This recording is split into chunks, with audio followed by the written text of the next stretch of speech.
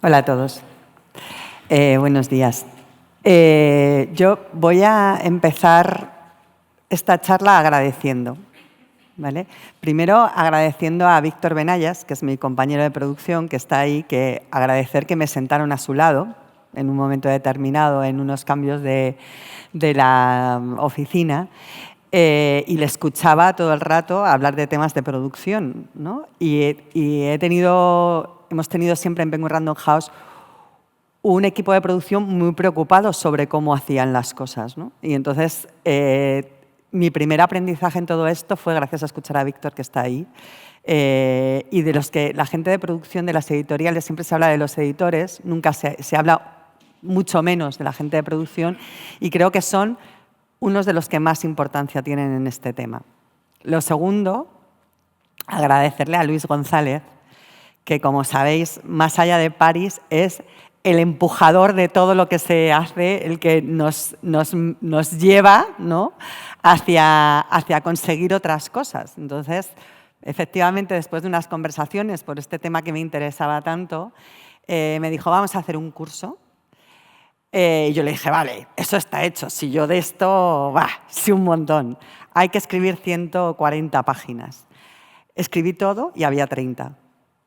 Entonces, faltaban muchas páginas. Y efectivamente me di cuenta de que faltaba mucho para aprender, ¿no? Y que había que estudiar mucho para esto. Entonces, a mí todo el mundo, como Víctor y como Luis, que me empujan a estudiar, me parece que hay que estar agradecidísimos. Y por último a María José, que es la siguiente que nos empuja, ¿no? Porque al final tener una directora general del libro que nos apoya, que nos acompaña, que nos escucha, pues es muy de agradecer en tiempos donde a veces se escucha muy poco, ¿no?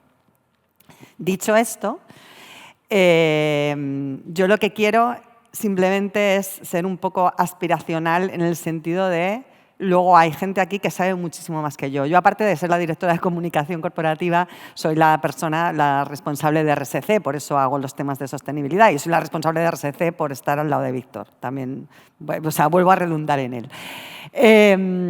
Lo que quiero, aquí hay gente mucho más experta que yo en temas mucho más concretos, pero quiero hacer un marco general de qué es lo dónde estamos y qué es lo que está pasando. Yo le llamo ponerse las gafas verdes, porque como en el feminismo nos pusimos las gafas color violeta, en esto hay que ponerse las gafas verdes. Más que las gafas me he puesto el vestido, pero que, por cierto, voy a cambiar de gafas, que si no, no veo de cerca, para lo que tengo apuntado.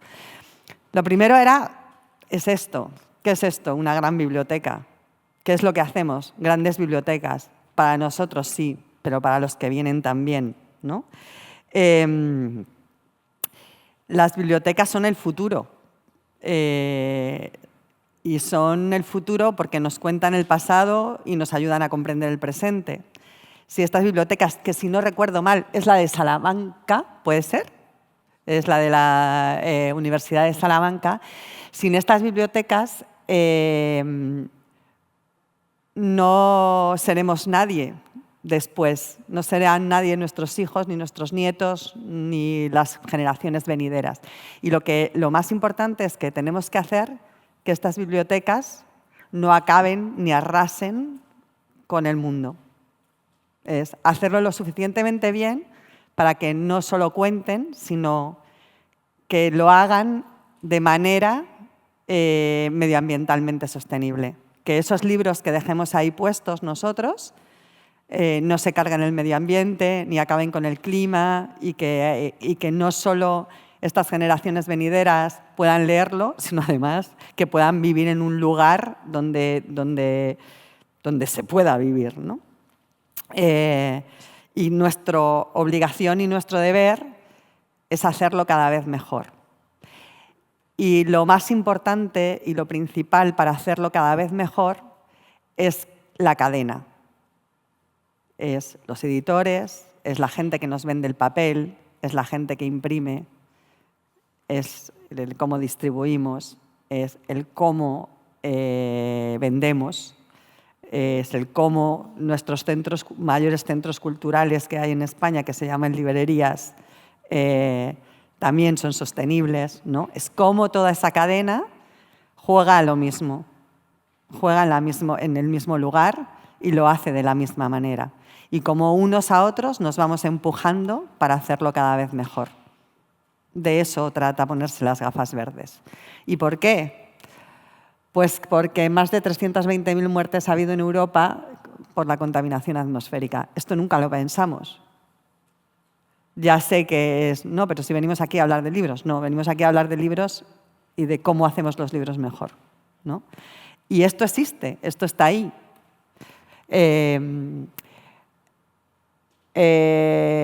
Bueno, como veis, algunas... es más de lo mismo, ¿no? Nosotros no podemos contribuir a esto. Siempre, de todos modos, me hace gracia porque siempre que se habla de contaminación salen coches, pero no es lo único, ¿no? Evidentemente. Este año, la huella de carbono, según el Observatorio de Transición Energética y la Acción Climática, las emisiones en 2023, de todos modos, y si no recuerdo mal, no, esto es la siguiente, se han reducido en un 7% respecto a 1990. Así que todo no lo estamos haciendo mal. Estamos empezando a cambiar las cosas. Y eso también es lo importante de estos encuentros. Lo importante de estos encuentros es que entre todos lo consigamos, porque se está consiguiendo. Ahora es cómo lo conseguimos en nuestro sector, ¿no? Pero en 2030 tenemos que reducir el 23%, vamos por el 7%, estamos en 2023. Bueno, estamos ya en 2024, casi, pero en 2023 fue el 7%, hasta el 23 nos queda un poco. Esta es la cadena fundamental. Es verdad que antes, previa a esta, hay otra, que es cómo diseñamos los libros. Cómo hacemos los libros para que después toda esta cadena editorial podamos hacerla más sostenible. Si diseñamos los libros con unas tipologías en lugar de con otras, a lo mejor necesitamos menos papel. Pero si ponemos unas tintas en lugar de otra, igual contaminamos menos. Ojo con las tintas, porque las tintas a veces tienen trampa, porque todas tienen la misma huella de carbono, sin embargo no tienen la misma huella ecológica, como quedan... Como el daño que le hacen al medio ambiente no es solo la huella de carbono. Entonces, en las tintas hay que tener cuidado. Luego nos lo contarán los impresores. Pero esta cadena es súper importante porque el 80%, según la Federación Europea, el estudio del año pasado por lo menos, el 80% de los libros que publicamos en España seguirían puestos en esa biblioteca, porque en España no, en Europa, o más del 80% es en papel, con lo cual esto sigue siendo imprescindible para nosotros. Pero en el papel, ¿en qué nos tenemos que fijar? En el papel no solo nos tenemos que fijar en que estén certificados, ¿no? Esto ya lo hemos aprendido, ya hemos aprendido que un papel certificado, que después os pondré otra duda, un papel certificado siempre es mejor que un papel no certificado. ¿Por qué? Porque viene de un tipo de bosques sostenibles. Pero además, los papeles tienen una huella de carbono y hay papeles que tienen mayor huella de carbono que otros. Entonces, primer punto, tenemos que preguntarles a los papeleros, oye, dentro de los papeles que hacéis, ¿cuáles son las mejores fábricas de papel? ¿No? ¿Por qué una fábrica de papel es mejor que otra? Porque utiliza un tipo de electricidad determinada, porque utiliza el agua que utilizan lo vuelven a limpiar para que pueda volver a servir. Por todo este tipo de cosas hacen que sean de una manera u otra. El transporte que utilizan para el papel. Después, esta parte... la parte del transporte, que esta tampoco se piensa, entre la producción del papel y la imprenta, también tiene una huella de carbono en la que podemos incidir según cómo se mueva la imprenta. Hay imprentas que tienen mayor huella de carbono que otra. Volvemos a lo mismo. ¿Dónde es una de las claves? Una de las claves es la electricidad. La electricidad que se utiliza y cómo los residuos se reciclan, ¿no? Pero la electricidad es una parte fundamental de toda la cadena. El transporte, otra vez, evidentemente. En España, voy a decir una cifra así por encima, pero más o menos es así, el 95% del transporte se hace por carretera. No hay capacidad a día de hoy de hacer transporte de libros, no sé si hay algún distribuidor. Podemos hacer la distribución de los libros en tren por Renfe. Es imposible. Incluso los grandes paquetes a veces, ¿no? Porque al final llegan a un punto, tardan tal, es imposible. Los almacenes, ¿cómo tenemos los almacenes? Revisar los almacenes, la electricidad de los almacenes, volvemos al mismo. La distribución y sobre todo llegar cuanto menos posible aquí, a la devolución, que no es lo mayor, que gracias a Dios cada vez los números de la devolución bajan, pero tienen que bajar todavía más. ¿Y cómo bajan los números de la devolución? Con los datos. Cuantos más datos tengamos en esta primera parte de la cadena, mejor llegaremos a la última, ¿no? ¿Y qué nos ha facilitado la tecnología? Pues hacer libros más rápidos, de menor cantidad, con lo cual si podemos tener datos, y los datos ya con lo que tenemos los podemos tener, podemos volver a esta primera parte de la cadena para que sea distinto el panorama, ¿no? Siguiente, esto lo he copiado de los de biodiversidad. Este esquema es de ellos. ¿Qué pasa? Hay leyes europeas, señores, ¿no? Y si nosotros no lo hacemos, pues hay leyes que nos van a obligar a hacerlo. Esto es un lío, vamos, descomunal. Luego nos van a hablar de él, no me voy a parar mucho, pero es un lío, ¿no? Declaraciones de diligencia de vida, de dónde viene nuestro papel, cómo entra en Europa, países de riesgo alto y de riesgo medio. Pues, ¿cuál es uno de los principales problemas de nuestro sector? ¿Sabéis cuánta gente está informada de este lío? ¿Sabéis que la mitad de la cadena no sabe de este lío? ¿Sabéis que es una ley, Reglamento de Deforestación Importada, EUDR, aquí, todos en la cabeza? Enrico, vamos, lo sabe como si hubiera pensado la ley él, pero no creo, lo hubiera pensado de otra manera. Que no es una mala ley.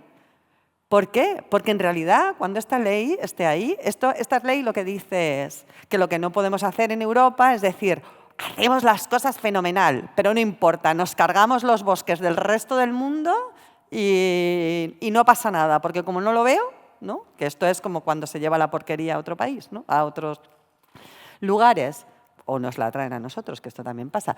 Esto es, bueno, yo lo que hice es copiar porque esto era imposible de entender. Esto lo he hecho para mi empresa, ¿no? Para que entendamos cuándo somos transformadores, cuándo somos comerciantes, cuándo somos exportadores, qué tenemos que hacer en cada lado. Me pareció, en España, hemos tenido la suerte que la Fundación Biodiversidad nos hizo unas charlas de 3 días. Había veces que nos perdíamos un poco todos, pero porque es nuevo, y nos hizo unas charlas de 3 días para que podamos entender qué significa todo esto. Ahora el problema es llevarlo a cada una de las empresas, ¿no?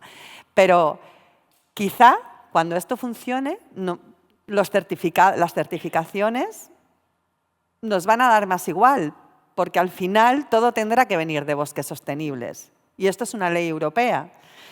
¿Y qué pasa? Que otra de las cosas importantes del sector de ponerse las gafas verdes es que tiene que estar al día de las leyes.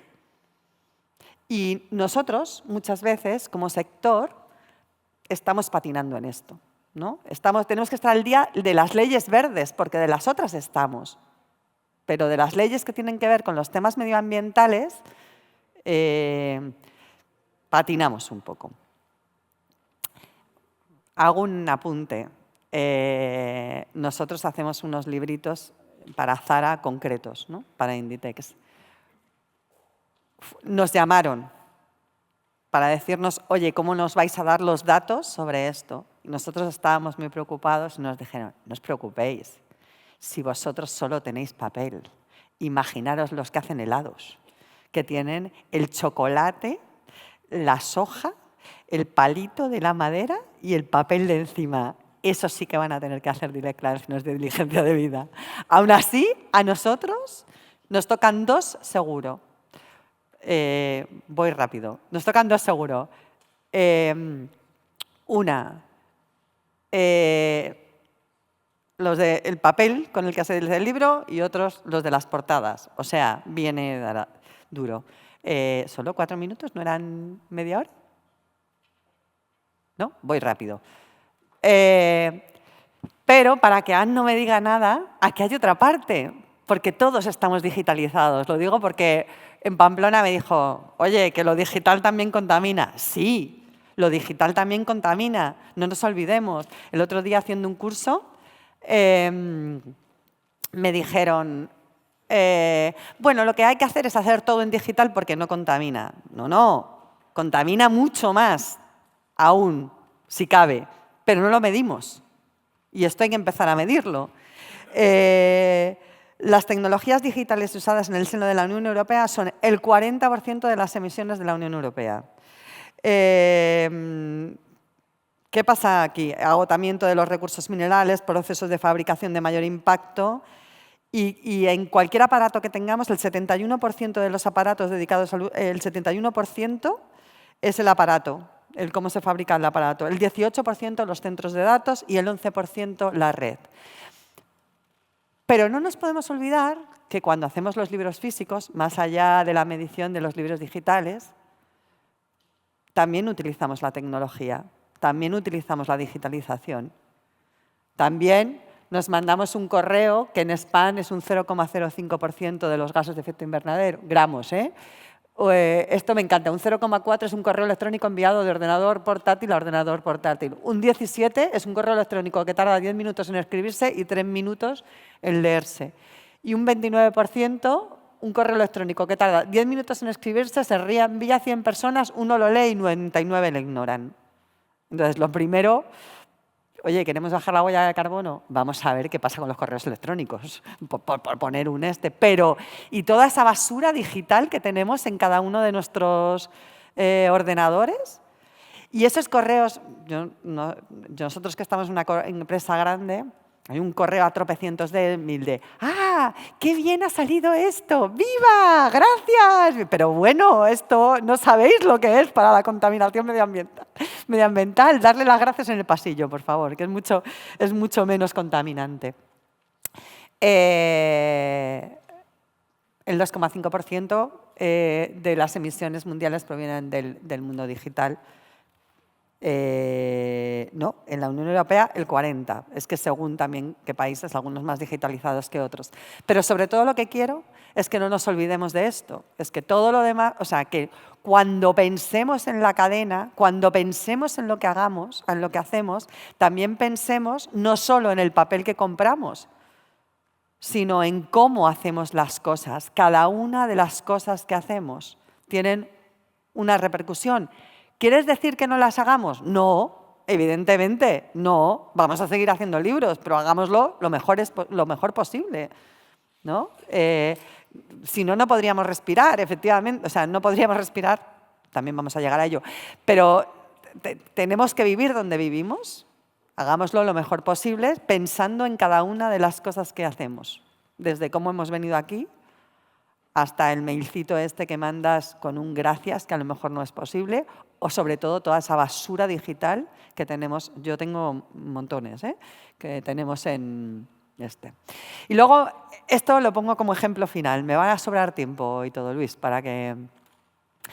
Esto lo pongo... Esta página me encantó. En otra ley europea tenemos el tema de la accesibilidad, de la que también la Federación Europea sabe mucho. En la accesibilidad entra el tema de las páginas web. Y de las páginas web pensamos muy poco también.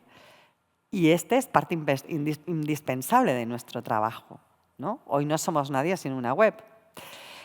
Y dentro del Miteco encontré una web que medía... El Miteco lo tiene todo, o sea, entréis en la página del Miteco y está todo. Que medía cuánto de contaminante eran las páginas web. Tú puedes poner una página web y te dice cuánta es su contaminación. La gente que se dedica a hacer páginas web sabe bajar esa contaminación porque tiene que ver con cómo están los colores, las imágenes, los tal. Vale. ¡Es tremenda! Es súper contaminante la página web del Miteco, ¿no? Y esto lo digo como broche final porque al final a veces nos dedicamos a hablar mucho y a hacer muy poco. Y creo que precisamente estas jornadas son para empujarnos a hablar mucho, reflexionar más y hacer todavía más, ¿no? Y pensar entre todos cómo hacerlo mejor. Y trabajar entre todos cómo hacerlo mejor. Entonces, le voy a volver a pedir a María José algo que le pedí en, Pamplona y vuelvo a ello, que es una de las herramientas que nos vendría súper bien es tener una herramienta de medición de huella de carbono común de cada libro. Si supiéramos, si pudiéramos, que se puede, se puede, medir la huella de carbono de cada uno de los libros, seríamos mucho más capaces de evitarla, porque podríamos reflexionar y pensar y también podríamos saber qué libros son más contaminantes y cuáles menos, ¿no? Igual que hay, ¿no? Pues sabemos qué libros venden más y cuáles menos, pues cuáles serían más contaminantes y cuáles menos, sobre todo para trabajar toda la cadena en ello. Esto lo digo se lo digo a Enrique, se lo pongo aquí, que es, muchas veces se dice, se nos acusa a las editoriales de que es que publicamos mucho. Yo no creo que publiquemos mucho. Yo creo que publicamos lo que tenemos que publicar y que la bibliodiversidad es indispensable en el mundo en el que vivimos, que hay gente de toda condición y, de hecho, la venta de libros en España ha crecido un 4% respecto a 2022, en 2023, según el mercado del libro en España que publicasteis aquí que presentasteis aquí en marzo de 2023. Y la facturación ha subido. Por lo tanto, yo creo que no es cuestión de que publiquemos más o menos libros, sino de cuánta cantidad de libros hacemos y volvemos aquí a la idea está... ¡Ay, que lo he apagado! Ah, no. La idea está aquí, en que si tenemos los datos podremos hacerlo mucho mejor y no tiene que ver con la cantidad de títulos, sino con el número de ejemplares que hacemos. Y además, eso ayudará a que editoriales pequeñas, por ejemplo, puedan ser mucho más sostenibles económicamente, que es indispensable. La sostenibilidad medioambiental es muy importante, pero es una doble partida, ¿no? Es la económica y la medioambiental, y todas tienen que unirse. Pues me sobran 6 minutos.